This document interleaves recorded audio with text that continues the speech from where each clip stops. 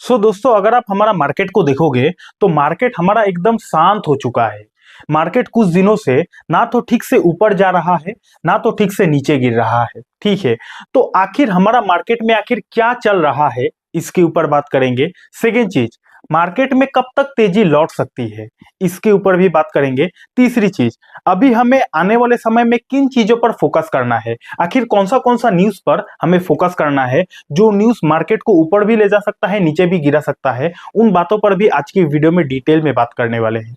तो चलिए शुरू करते हैं। तो पहले थोड़ा सा मार्केट को ऑब्जर्व कर लेते हैं। उससे पहले आपको यह समझना पड़ेगा कि शेयर मार्केट में तीन ही चीज होता है। पहला, या तो शेयर मार्केट में तेजी होता है। शेयर मार्केट में तीन ही चीज होता है। पहला, या तो शेयर मार्केट भाग सकता है। दूसरा, या तो शेयर मार्केट में गिरावट हो सकता है। एंड तीसरा, या तो शेयर मार्केट में टाइम पास हो सकता है, यानी कि शेयर मार्केट एक साइडवेज ट्रेंड में हो सकता है। तीन ही चीज हो सकता है ना।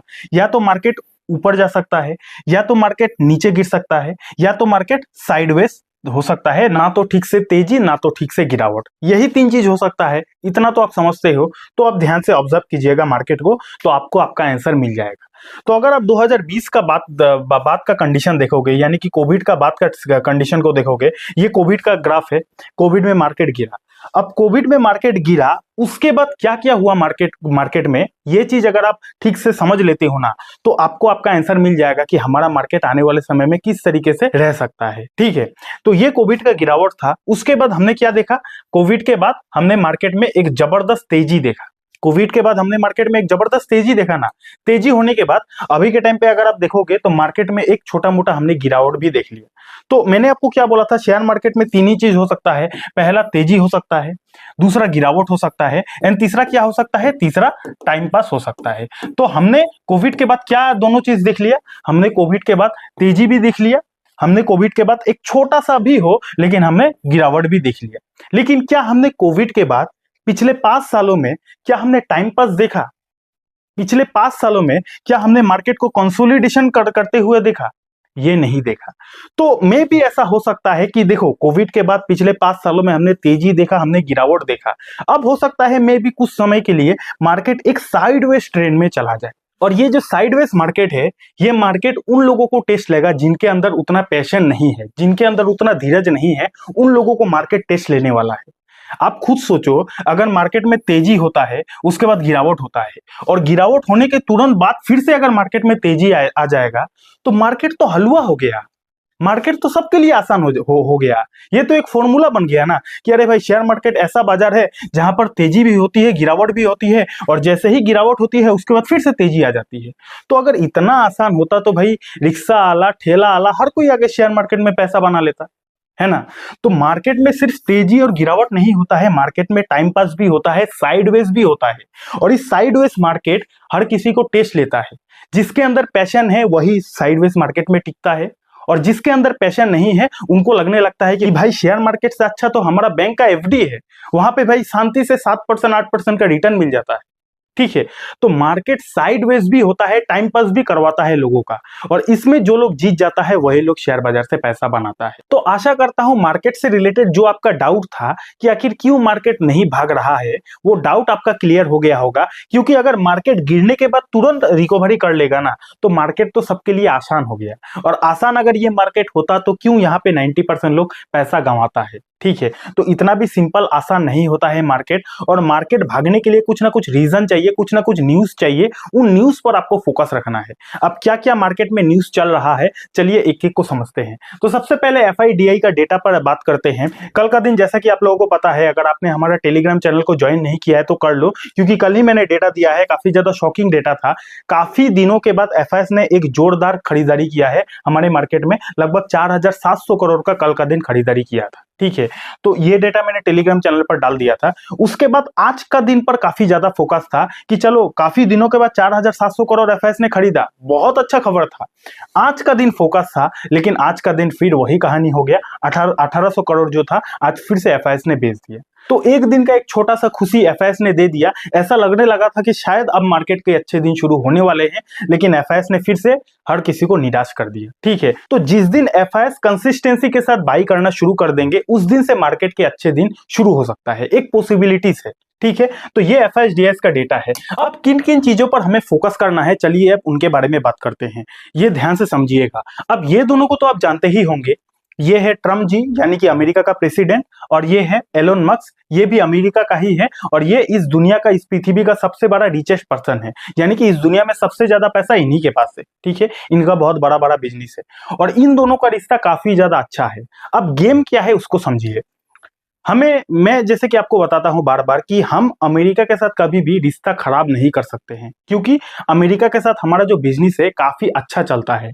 अगर अमेरिका गुस्सा हो जाता है हमारे ऊपर, हमारे देश के ऊपर, तो कहीं ना कहीं हमारा इकोनॉमी के लिए ये काफी ज्यादा नेगेटिव खबर है। तो इससे हमें मोरल ऑफ द स्टोरी ये है कि हम अमेरिका के साथ अपना रिश्ता खराब नहीं कर सकते हैं। इतना आप समझ लिए ना, आप गेम को समझिए।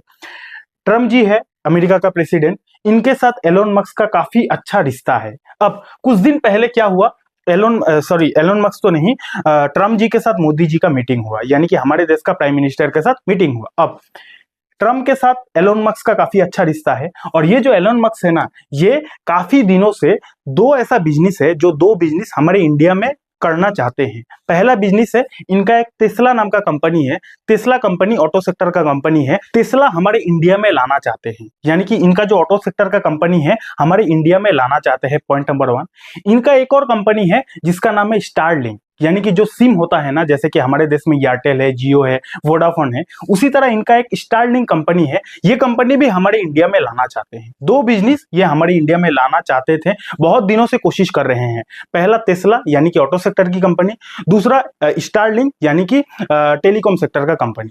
बहुत दिन से कोशिश कर रहे थे, लेकिन हमारे देश का जो सरकार है, इनके टर्म्स एंड कंडीशंस को हमारे सरकार एग्री नहीं कर रहे थे, इसलिए इनका जो दोनों बिजनेस है हमारे इंडिया में नहीं आ पाया अभी तक। लेकिन अभी कहानी क्या हुआ है, अभी कहानी ये हुआ है कि ट्रम्प जी अमेरिका का प्रेसिडेंट बन गए हैं, और ट्रम्प के साथ हमारे प्राइम मिनिस्टर का काफी अच्छा खासा रिश्ता है। अब क्या हो सकता है, एलोन मस्क जो है इनके साथ इनका अच्छा रिश्ता है। एलोन मस्क इनको बोलेंगे कि आप मोदी जी को मनवाइए, यानी कि इंडिया का गवर्नमेंट को मनवाइए कि मैं अपना जो टेस्ला का बिजनेस है और स्टारलिंक जो बिजनेस है वो इंडिया में ला सकूं, ऐसा ये इनको बोलेंगे। और ये किसको बोलेंगे, ये हमारे देश के प्राइम मिनिस्टर को बोलेंगे। ठीक है, ऐसा में भी हो सकता है। और अगर ऐसा होता है तो दो मेजर बिजनेस, अमेरिका का बिजनेस हमारे इंडिया में एंट्री कर सकता है। पहला टेस्ला यानी कि ऑटो सेक्टर की कंपनी, दूसरा स्टारलिंक यानी कि टेलीकॉम सेक्टर का कंपनी। और अगर एलोन मस्क का ये दो कंपनी हमारे इंडिया में आता है ना, तो हमारे देश का जो ऑटो सेक्टर है उसमें काफी ज्यादा दिक्कत आ सकती है, और हमारे देश का जो टेलीकॉम सेक्टर वाली बिजनेस है उसमें काफी ज्यादा दिक्कत आ सकती है। और ऐसा अभी मार्केट में काफी ज्यादा खबर चल भी रहा है कि टेस्ला आने वाले हैं, कुछ ही समय के अंदर टेस्ला इंडिया में एंटर कर लेंगे।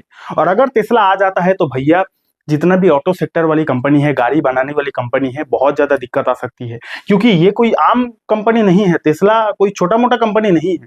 आप खुद सोचो, जो इंसान पूरा विश्व का सबसे बड़ा नंबर 1 रिचेस्ट पर्सन है, उनका अगर कोई कंपनी है, बिजनेस है, तो वो कोई छोटा मोटा बिजनेस नहीं होगा। उनका जो बुद्धि है, उनका जो बिजनेस करने का स्ट्रैटेजी है, हर किसी से हटके होगा। तो इनका अगर टेस्ला हमारे इंडिया में एंट्री कर लेता है ना, तो हमारे देश का स्वदेशी जितना भी ऑटो सेक्टर है, ऑटो कंपनी से, उनको एक बहुत बड़ा कॉम्पिटिटर मिलेगा, कंपटीशन काफी ज्यादा बढ़ जाएगा। ये तो हमने टेस्ला की बात किया। दूसरा, इनका एक और कंपनी हमारे इंडिया में आना चाहता है जिसका नाम है स्टारलिंक, यानी कि सिम बनाने वाली कंपनी। अब इनका स्टारलिंक कंपनी का स्पेशलिटी ये है कि इनका स्टारलिंक यानी कि सिम को अगर हम लोग यूज करते हैं, तो हम लोग अगर समुद्र के नीचे भी रहे ना, वहां पर भी इनका सिम का कनेक्शन मिलेगा। अगर जंगल में कहीं खो भी जाते हैं, वहां पर भी इनका सिम का कनेक्शन मिलेगा। इसके पीछे का रीजन ये है कि इनका जो स्टारलिंक कंपनी है वो डायरेक्ट सैटेलाइट से कनेक्शन है। तो सैटेलाइट से अगर कनेक्शन है तो दुनिया का किसी भी कोना में रहो, नेटवर्क आपको जबरदस्त मिलेगा। Point number 1। पॉइंट नंबर 2 क्या है कि हमारे देश का जो एयरटेल है, वोडाफोन है, आइडिया है, कोई बाई से रिकमेंडेशन नहीं है। तो ये सारा कंपनीज का जो टावर है वो मैन्युअली टावर है, जमीन पर टावर है, लेकिन इनका कंपनी का कनेक्शन डायरेक्ट सैटेलाइट से है। तो काफी ज्यादा जबरदस्त कंपनी है। अगर इंडिया में इनका स्टारलिंक भी आ जाती है तो टेलीकॉम सेक्टर में भी एक बहुत बड़ा कॉम्पिटिटर आ सकता है। ठीक है, आप क्या चाहते हो, क्या इनका स्टारलिंक जो कंपनी है हमारे इंडिया में आए या फिर ना आए? अपना राय नीचे कमेंट सेक्शन में बता सकते हो। ठीक है, तो कुल मिलाकर अभी आपका फोकस होना चाहिए ट्रम्प पर, एलोन मस्क पर, कि इनका रणनीति क्या होता है। क्या एलोन मस्क का ये सारा कंपनी हमारे इंडिया में एंट्री करेगा, नहीं करेगा, इन पर आपको काफी ज्यादा फोकस रखना है। ठीक है, और बाकी मार्केट तो अभी साइडवेज चल ही रहा है। अब देखते हैं आने वाले समय में क्या होता है। तो आज का वीडियो यहीं तक था। अब कुछ क्वेश्चंस है, जो क्वेश्चंस आप लोगों ने किया है, उन क्वेश्चंस का आंसर देने की मैं कोशिश करूंगा। और अगर आपका भी अंदर कोई क्वेश्चन है, आप क्वेश्चन कर लेना, मे भी हो सकता है नेक्स्ट वीडियो पे आपका क्वेश्चन का आंसर देने की मैं पूरा पूरा कोशिश करूंगा। सबसे पहला क्वेश्चन पूछा है फ्रीलांस गेमर ने। इनका क्वेश्चन है, सर अगर कोई शेयर मार्केट में बिल्कुल नया है, उसे सबसे पहले कौन से टाइप की ट्रेडिंग करना है, इंट्राडे या फिर एफएनओ?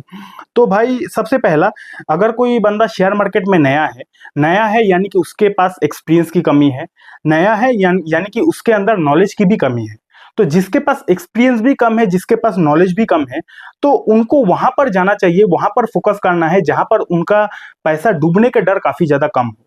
तो जो आपने बात बोला इंट्राडे करे या फिर एफएनओ करे, मेरे हिसाब से तो इंट्राडे एफएनओ दोनों रिस्की होता है। अगर किसी के पास नॉलेज नहीं है, एक्सपीरियंस नहीं है, तो वो स्विंग ट्रेडिंग पर फोकस कर सकता है, क्योंकि स्विंग ट्रेडिंग एक ऐसा ट्रेडिंग है जहां पर रिस्क काफी ज्यादा कम होता है, पैसा डूबने का डर इन दोनों ट्रेडिंग के मुताबिक काफी ज्यादा कम होता है। ठीक है, बाकी आप अपना एडवाइजर से पूछ के सलाह ले सकते हो। मेरे हिसाब से स्विंग ट्रेडिंग बाकी ट्रेडिंग के कंपैरिजन में रिस्क वहां पे थोड़ा कम होता है। ठीक है, अगला क्वेश्चन पूछा है एक भाई ने, भाई बॉटम का तो पता नहीं, लेकिन इतना जरूर कह सकता हूं कि जब मार्केट 50 to 60% डाउन हो जाता है और उस वक्त जो डर के मारे अपने पैसों को लॉस बुक करके मार्केट से निकाल देते हैं और चारों तरफ अपने को यही सुनने को मिले कि मैं बर्बाद हो गया, रोड पर आ गया, मार्केट डूब गया, तो एग्जैक्टली वही मार्केट का बॉटम होता है मेरी नजर में। तो भाई आपने जो भी ये बात बोला है, इस बात से मैं भी कहीं ना कहीं एग्री करता हूं। जब ऐसा लगने लगे कि मार्केट तो बोरिंग है, मार्केट में बर्बादी होता है, हर कोई शेयर मार्केट में पैसा डुबाता है, जब आपको हर तरफ यही सुनने को मिले ना, तो हो सकता है मार्केट का बॉटम वहीं पर हो। ठीक है, तो इस भाई के बात से मैं तो एग्री करता हूं। अगला सवाल क्या है, भाई मैंने तो 100% कैपिटल लगा दिया है, अब मैं चुपचाप बैठा हूं, 2030 तक होल्ड करूंगा। तो बहुत सही है भाई, आपने 100% कैपिटल लगा दिया है और आप 2030 तक होल्ड करोगे, बहुत अच्छी बात है। लेकिन एक बात मैं आपको बताना चाहूंगा कि आप पैसा लगा के 2030 तक बैठे रहोगे, यहां तक सही है, लेकिन यही सही नहीं है।